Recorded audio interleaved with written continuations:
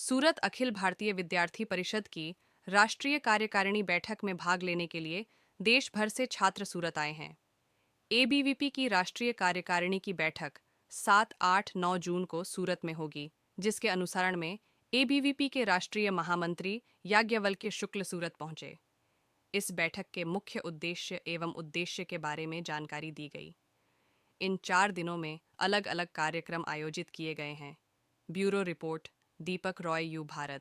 7 जून से 9 जून के बीच में सूरत के अंदर में एबीवीपी राष्ट्रीय कार्यकारी परिषद बैठक आयोजित हो रही है। इस बैठक में आईआईटी बॉम्बे से लेकर के जेएनयू कैंपस से लेकर के अरुणाचल प्रदेश सेंट्रल यूनिवर्सिटी से लेकर गुजरात सेंट्रल यूनिवर्सिटी सहित देश भर के सभी विविध कैंपस के छात्र कार्यकर्ता, शिक्षक कार्यकर्ता इस बैठक के अंदर में सहभागी हो रहे हैं। राष्ट्रीय कार्यकारी परिषद बैठक सूरत में हम 5 प्रस्ताव छात्र तरुणाई के सामने, देश के सामने लाने वाले हैं, जिसमें एक पेपर लीक की घटना पर अविलंब रोक लगाने के लिए और परीक्षाएं देश की पारदर्शी ढंग से आयोजित हो और सभी प्रकार की परीक्षाओं में कदाचार से मुक्ति छात्रों को मिले, इस विषय को लेकर के एक प्रस्ताव हम लोग ला रहे हैं। दूसरा प्रस्ताव, राष्ट्रीय शिक्षा नीति के क्रियान्वयन सुनिश्चित हो।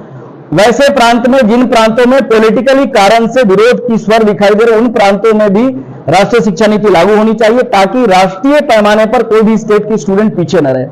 आधारभूत संरचना के विषय में हमने प्रस्ताव के बारे में कहा है, खासकर के 2008 और 9 के बाद जो संस्थानें खुली हैं, चाहे आईटी हो, एनआईटी हो, एम्स हो, सभी प्रकार के संस्थानें जो घोषित हो, इनका कैंपस अविलंब तय सीमा के अंदर में बनना चाहिए। और विकसित भारत में युवाओं की भूमिका को लेकर के हम प्रस्ताव ला रहे हैं। साथ ही साथ जो अभी पुनर्निर्वाचित भारत की सरकार है, उस सरकार से युवा की क्या अपेक्षा है, भारत की क्या अपेक्षा है, ऐसे अपेक्षा को लेकर के 5 प्रस्ताव इस बैठक के अंदर में हम लाने वाले हैं।